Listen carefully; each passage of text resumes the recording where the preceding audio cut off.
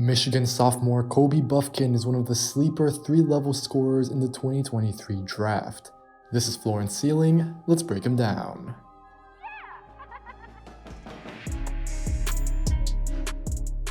The 6'4" guard is playing in his second season for the Wolverines, but he's still the age of many freshmen. For instance, Bufkin is over a year younger than Brandon Miller. He's broken out in a big way this season, and a large part of why I'm so high on him is his potential as a 3-level scorer. Let's start at the rim. Bufkin might surprise you here. 36% of his shots are coming at the basket, where the Michigan guard is converting on about 68% of those attempts. Less than a fourth have been assisted. Bufkin's importance has rocketed from his year 1 to year 2 in college. As a freshman, he averaged 3 points in 10 minutes. Now, Bufkin is up to 14 points per game while playing almost 4 times as much. With his finishing, the Michigan native definitely has a burst to how he moves. That's why I like that he's used many times curling into the paint, where then he can finish with either hand. I also like his pace. Bufkin is effective with his hesitations, and again, he can go to either side of the floor, which is very valuable. Then, Bufkin is able to finish from tough angles with plenty of craft. Generally speaking, his touch is really solid from all over the floor. If he gets stronger, I eventually think we'll see stuff like this more often. He goes left, bumps, and stays on balance to finish. But as he is getting stronger, I'm a big fan of how Bufkin can already finish around defenders. He's able to make shots against length, not by going through the big, but around them or under them, since he's pretty creative with his finishes. I like this one here where he splits the defense versus UNC. It's awesome with the body control, and then he has nice touch with the extension finish. Finally, I also think Bufkin's explosiveness is a little underrated. When he's coming out of ball screens, he can definitely turn the corner on defenders. Every once in a while, he can also get up for a big dunk. Just watch here. I think we could see these more with NBA spacing. Bufkin's not going to tear the rim off every night, but he has 13 dunks this season, which is more than Case and Wallace, for example. Right now, I think Bufkin's biggest area of growth is his strength. The UMich guard comes in at 195 pounds. The good news here is that he's still really young, only 19. His frame isn't that encouraging. I do think Bufkin's always going to be on the skinnier side, but it's just a matter of getting skinny strong and also embracing contact more often. Bufkin is a good free throw shooter, but he doesn't take enough, just 2 a game. And as we've seen, he definitely has the means to get to the line more with his speed and craft.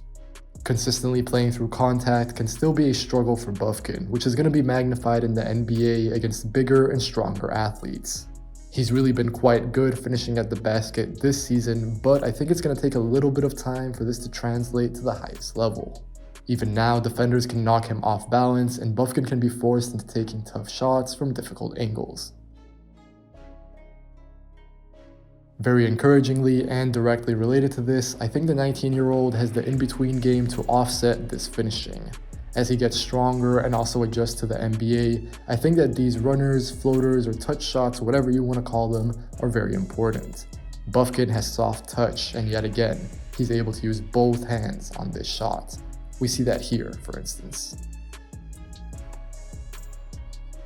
I really like this clip where Bufkin shakes his defender off the dribble, gets right baseline, and then makes this really tough shot with his left hand. Or here, the hezi we saw earlier comes into play, and Bufkin makes the southpaw runner while falling backwards. The versatility off 1 foot, off 2 feet, in rhythm, left hand, right hand, it's great to see. Even when the shots don't go in, Bufkin is comfortable taking them, and that's what I want to see right now. His jumper from these mid-range areas is also looking real nice. Bufkin's shot diet is evenly spread out, so again, he's taking about a third of his shots here and making 38%. In terms of production, that's alright. You probably want to see a slight step up, but this doesn't take a huge knock on Bufkin's efficiency or anything like that. Really, I love that he shot over 100 of these 2-point jumpers, since it gives me reason to buy into his overall 3-level potential. Like at the rim, Bufkin is creating about 75% of these makes from the mid-range, exactly what you want to see in terms of self-creation. The process is also pretty cool. Bufkin uses screens to create separation or attack switches. Heavy-footed bigs don't have an easy time keeping up with him, and I think it might get even tougher for them in the future once he gets stronger, quicker, and has more space. Even now, his footwork and quickness with his handle make him tough to cover. This bucket is creative with how Bufkin gets herky-jerky to go left, then spins into the make from around the free throw line. This clip I really love. Bufkin again goes between the legs to drive left, but then he takes his defender out with a sudden stop and rises into the smooth J. Like with his drives, I do think packing on some muscle and adding strength is going to be important for Bufkin to reach his full scoring potential. Sometimes, such as here, he can't quite get to his spot, but I feel like there's a solid chance he could as he keeps growing and improving. Like in this clip, Bufkin can totally make this shot if he stays on balance. Branching out to the three-point line, I think the signs here are generally encouraging as well. Bufkin has solid balance, he can stop on a dime into his pull-up, and I really like his high release point. The Michigan scorer isn't that tall for a two-guard at 6'4", but he always gets the ball right over his head with a tight release. At this point, I think Bufkin is at his best when he only has to take a dribble or two before shooting. He can't quite chain together moves as smoothly as he does when he's closer to the basket. This sidestep 3 here, I think, is a good example of what I'm referring to. As of March 15, Bufkin is making about 36% of his threes. That's on 121 shot attempts, so again, really solid volume and that diverse shot selection that shows flashes from everywhere. Still, both right now and looking towards the NBA, I actually think that Bufkin is better served to getting easier looks from 3 and then being able to attack closeouts. We'll dive into that shortly, but it's important to note that 70% of Bufkin's threes are assisted. That 30% that's self-created is still valuable, but in my opinion, this is a significant change to his self-creation from the rim and from the mid-range. Honestly, what this might boil down to is how much you believe Bufkin can improve here. I'm optimistic because of his touch, craft, and balance. Even if he's not making these more complex shots right now, we can't just see a prospect as a still picture. Regardless, I do think Bufkin is more suited to maybe playing next to a bigger wing who's also a facilitator. He could be a great fit next to a big ball handler like a Luka Doncic or a Ben Simmons because he's also highly effective off the ball. If he gets easy looks, they can go in at a high rate, especially once he's getting easier threes down the line, which I think will be the case. At times at Michigan this season, he's played really a secondary role next to either Hunter Dickinson or Doug McDaniel. Both players couldn't be more different, but they've prepared Bufkin well, I think, for what can come at the next level. This is exactly what you want from him because I think Bufkin has a really solid baseline here. He can be useful simplifying his game to spot up shooting and attacking closeouts. Of course, I think Bufkin can do more than that, but I think this is something any NBA scorer should be able to do. When Bufkin is run off the three-point line, he can make something happen. He can shoot or drive like we're about to see in this clip. And the Michigan prospect can also playmake a little bit.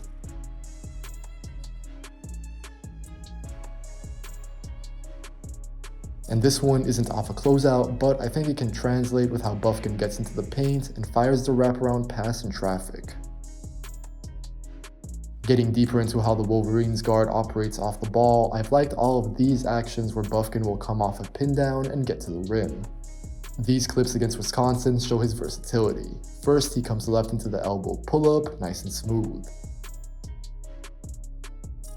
But he can equally explode left and finish at the basket. I also think it's worth keeping in mind that there's going to be so much more open space for him to get into once he's in the NBA.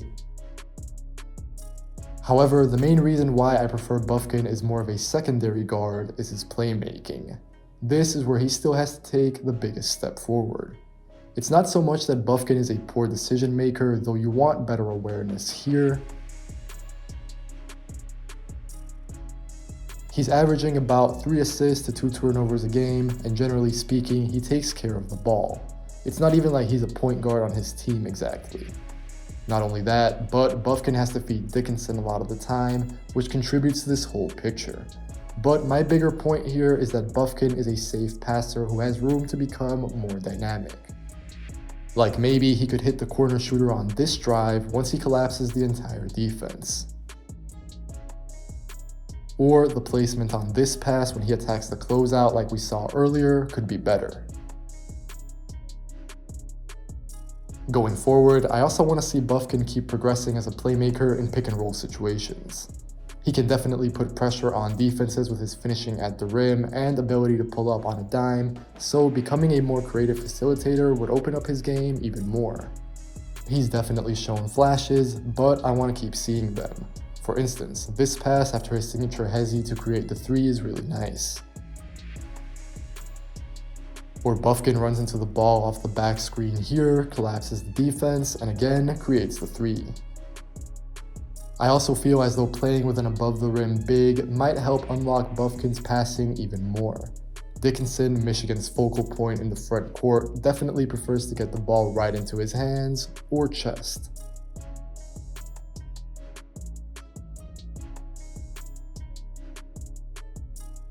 If we're being honest right off the bat, you're probably not drafting Kobe Bufkin with his defense in mind, long term or short term. That's not an indictment on him on this end actually, but it's just that I think his offensive value tips the scale. Anyways, I think Bufkin is largely going to be a positional defender. If that's the case, he still has to get stronger. The Michigan guard is a wiry 195 pounds, so on this end of the floor, he can definitely still get pushed around. For the most part though, I'm actually feeling pretty positive about Bufkin on D. He's not going to be a stopper, but he understands where to be and how to make an impact. I think that starts with his quick hands, which Bufkin can use to get steals or deflections. Watch him do that here, and then I love how he dives on the floor for the hustle play. His level of engagement is nice to see for a 19-year-old, like here with how he follows all the way through with multiple efforts, keeps his man in front, and gets the steal. I appreciate his willingness to stay in the play and make more than one effort.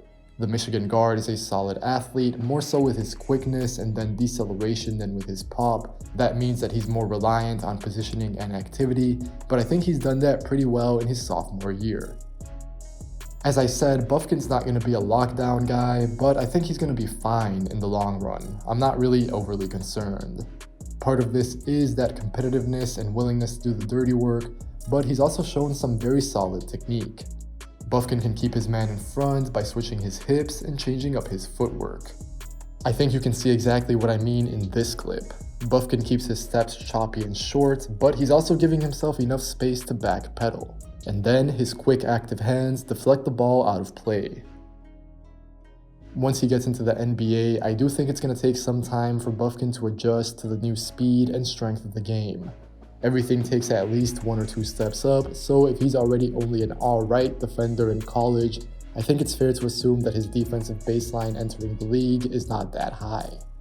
That being said, you're drafting Bufkin for his offense, so if he's producing on that end while being solid enough back down the floor, things should be fine.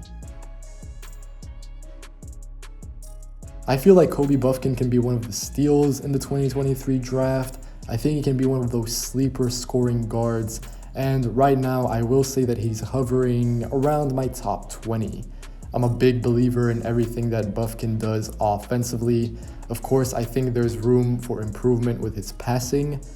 He does a really good job at taking care of the ball for the most part, but he reminds me a little of Tyrese Maxey in that he's not exactly a quick decision maker or really a risky decision maker. Maxey's a lot quicker and stuff like that, but with how Bufkin can pull up with his change of pace, I do think that, he could get better there and become more dangerous. In terms of scoring, I think you're already sort of seeing the total package, or at least the idea of what Bufkin can be. There's room for him to become more efficient from the mid-range from 3, but I think the process in general is largely good. He's getting to the rim like you're hoping he would. He's finishing with power, with strength, despite, having a lot of room to get stronger. As always, if you enjoyed this video, make sure to leave a like. Make sure to leave a comment telling me what you think of Kobe Bufkin.